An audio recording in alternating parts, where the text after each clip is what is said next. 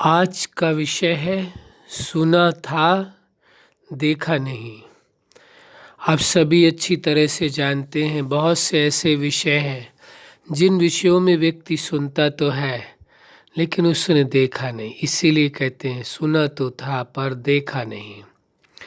जैसे संसार के विषय में, प्रकृति के विषय में, मनुष्यों के विषय में, अन्य जीवों के विषय में अनेक प्रकार की प्रचलित हैं बातें। तो व्यक्ति ने अनेक तरह की बातें सुनी हुई हैं, आपने भी सुनी होगी।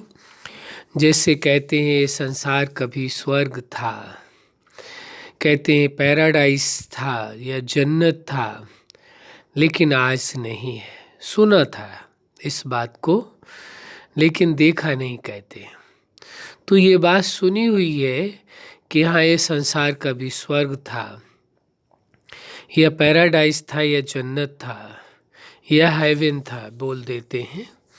तो वास्तव में देखा जाए तो कभी ये संसार यदि ऐसा रहा हो, उसकी कल्पना व्यक्ति या उसके विषय में जो चर्चा करते हैं ये वास्तविकता भी हो सकती है, निश्चित है। लेकिन जब विषय ही आता है कि सुना तो था लेकिन देखा नहीं, अब हर चीज़ ज़रूरी नहीं कि व्यक्ति वो देख पाए। जो समय बीत चुका है उसको वो देख तो सकता नहीं, बीते हुए समय पे तो नहीं जा सकता, लेकिन जो समझ है, समझ के आधार से व्यक्ति समझ सकता है। तो जिस विषय में लोगों ने सुना कि संसार स्वर्ग था या जन्नत था या हेवन था, पैराडाइज था जिसको कहते हैं, तब ये संसार कैसा था।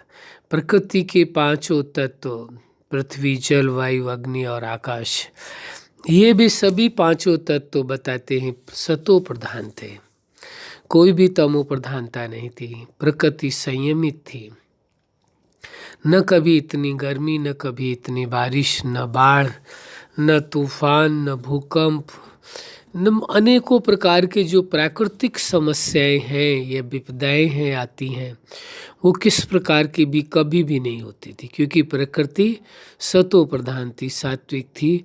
वो मनुष्यों को सुख तो प्रदान करती थी, लेकिन प्रकृति के द्वारा किसी भी मनुष्य को कभी दुख नहीं होता था। अब चूंकि प्रकृति सतो प्रधान थी तो प्रकृति से निर्मित जो शरीर है वह भी सतो प्रधान थे। तो हर जब जीवों को जो शरीर प्राप्त है वो सतो प्रधान होंगे तो उसका असर बहुत बड़ा है। प्रकृति का ये शरीर सतो प्रधान है, यानी दिमाग भी सतो प्रधान है, जो मिला हुआ है उसको मस्तिष्क भी सतो प्रधान है। और जब मस्तिष्क सतो प्रधान है तो फिर उसके अंदर विचार, उसके अंदर जो सोच, उसके अंदर जो चिंतन चलेगा वह भी सतो प्रधान होगा।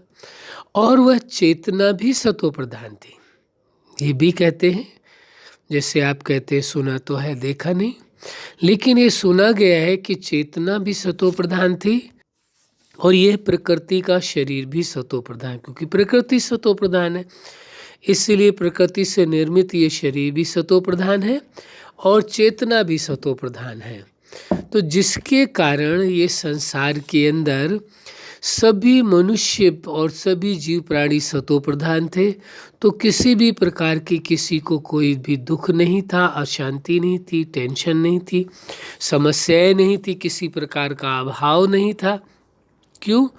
क्योंकि किसी प्रकार की कोई समस्याएं थी ही नहीं, हिंसा नहीं थी, किसी प्रकार की कोई बुराइयां नहीं थी, क्योंकि प्रकृति भी सतो प्रधान थी और जो चेतना है वो भी सतो प्रधान है। इन दोनों के सतो प्रधान होने के कारण सब कुछ सतो प्रधान, क्योंकि विचार भी सतो प्रधान आएंगे तो निर्णय भी सतो प्रधान होंगे, तो कर्म भी सतो प्रधान होंगे, भावनाएं भी सतो प्रधान आएंगी, कामनाएं भी सतो प्रधान होंगी। मतलब सब कुछ सतो प्रधान ही था, सत्व गुण की प्राथमिकता थी। ऐसी दुनिया, ऐसा संसार था। कहते हैं कि ऐसी दुनिया थी जहाँ की इंसान को कभी किसी चीज़ का कोई अभाव नहीं था। सुख, शांति, समृद्धि, संपन्नता, सब कुछ, कुछ भी जो कल्पना के परे है, आप सोच भी नहीं सकते हैं, ऐसा संसार था। कहते हैं कल्पना के परे। प्रकृति के पांचों तत्व कभी तकलीफ नहीं देते थे, कोई कष्ट नहीं देते थे। और आज वही प्रकृति के पांचों तत्वों से फायदा भी है तो कभी नुकसान भी हो जाता है। जैसे जल है, जल के द्वारा फायदा है, लेकिन नुकसान भी है कि बहुत तेजी बाढ़ आ जाती तो कितनों का जीवन समाप्त हो जाता है, कितनी धन संपदा नष्ट हो जाती है। तो जिस चीज़ से फायदा है उससे प्रकृति के तत्वों द्वारा अब नुकसान भी है। लेकिन पहले जो स्वर्ग की बात कही जाती है तो वो यही कही जाती है जन्नत की, या कि जिसे हेवन कहें, स्वर्ग कहें, पैराडाइज कहें, वहाँ पर ऐसा कुछ नहीं था।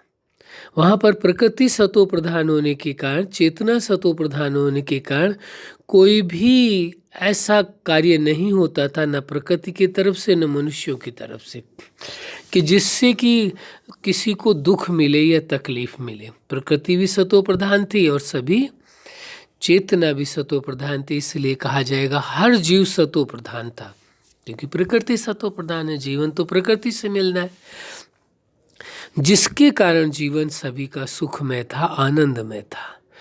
तो आज आप देखेंगे, आज की तुलना करके देखेंगे तो आज की तुलना में उस दुनिया में तो बहुत बड़ा फर्क दिखाई देगा। तो इंसान यही तो कहेगा अंततः कि सुना तो था पर देखा नहीं है। सुना तो है कि ऐसी ऐसी दुनिया भी कभी थी, ऐसे लोग भी थे कभी थे, और इस सृष्टि के अंदर सभी सुखमय जीवन जीते थे, किसी के अंदर कोई रोग शोक दुख अशांति थी ही नहीं। ऐसी दुनिया थी, ये संसार ऐसा था। तो लोग तो यही कहेंगे हमने सुना तो है पर देखा नहीं है। अब ये ज़रूरी तो नहीं है कि देखा जा सके। हाँ, एक चीज़ से समझा जा सकता है कि जो आपके अंदर विचार आते हैं, जो आपकी चाहत है, इच्छाएं हैं, वो क्या है? वो यही चाहते हैं जीवन सुखमय हो, आनंदमय हो, प्रेममय हो, शांतिमय हो, स्वतंत्र हो। तो जो उस दुनिया में था वह सभी गुण, वो सभी विशेषताएं इंसान के अंदर कामनाओं में, इच्छाओं में, चाहनाओं में आज भी मौजूद है। इस सत्यता को आप देखने का प्रयास करेंगे तो आपको लगेगा कि वास्तव में हर इंसान क्यों चाहता है ऐसा। जो विशेषताएं स्वर्ग के अंदर, पैराडाइज के अंदर, जन्नत के अंदर बताई जा रही हैं, वह विशेषताएं या वह गुण व्यक्ति अपने जीवन में क्यों अनुभव करना चाहता है, वही चीज़ें अपने जीवन में चाहता है जो उस दुनिया में थी। इससे स्पष्ट होता है, इसका मतलब है कि ऐसा कभी संसार था, अवश्य था। वह गुण, वह विशेषताएं आज भी हर इंसान के अंदर मर्ज रूप में मौजूद हैं, सभी के अंदर। और सभी की चाहत भी यही है कि उन्हों के जीवन में सुख हो, शांति हो, आनंद हो, प्रेम हो, स्वतंत्रता हो। चाहत भी यही है। ये वंडरफुल बात है कि चाहत भी वही है जो पूर्व की दुनिया में था, जैसा सुना गया है कि स्वर्ग था, कभी जन्नत था, कभी हेवन या पैराडाइज था।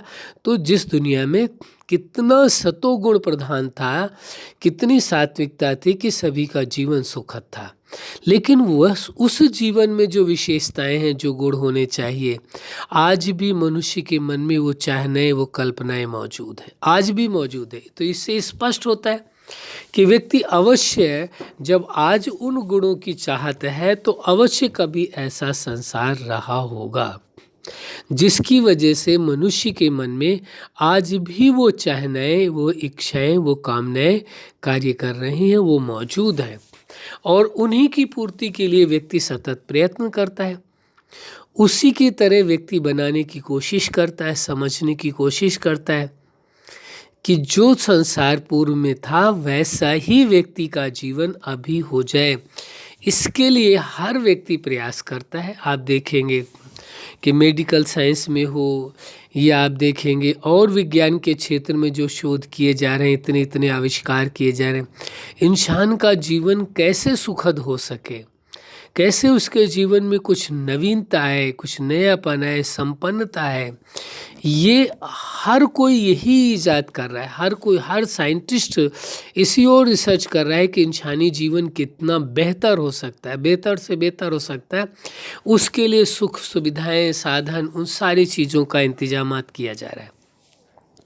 कि शिक्षा से, किस चाहना से, ये कहा जाए तो उचित होगा कि पूर्व में जो इस सृष्टि पर स्वर्ग था, जन्नत जिसे कहते हैं, पैराडाइज जिसको स्वर्ग कह देते हैं, जिसे हेवन कह देते हैं, इसका मतलब है आज भी मनुष्य के मन में वो आकांक्षाएं, वो इच्छाएं मौजूद हों कि वैसा संसार पुनः आना चाहिए। तो ये वास्तविकता है। तो इसे देखा तो नहीं गया, जैसे कहा गया कि सुना तो है लेकिन देखा नहीं, ये सत्य है।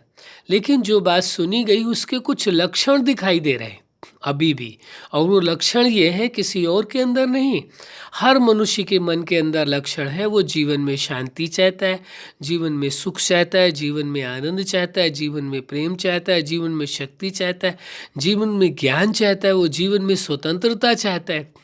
तो ये सारी चीज़ें वो व्यक्ति आज भी चाह रहा है, जिसके लिए ये कहा जा रहा है कि जब ऐसा संसार था, स्वर्ग, जन्नत, हेवन या पैराडाइज कहते हैं, जब ऐसा संसार था तो ये सारी चीज़ें सभी के पास स्वतः थी। तो इसका मतलब मन के अंदर संकल्पों में, कामनाओं में, कल्पनाओं में अभी भी वो चीज़ें मौजूद हैं, वो अभी नष्ट नहीं हुई है, अभी भी वो मौजूद है। क्योंकि वो जो चीज़ मौजूद है वही विशेषताएं पुनः वापस आ सकती हैं। जो चीज़ है ही नहीं उसे कैसे लाया जा सकता है। तो वो पुनः विशेषताएं आ जाएंगी और आने पर आप पुनः ऐसी दुनिया का सुख ले सकेंगे।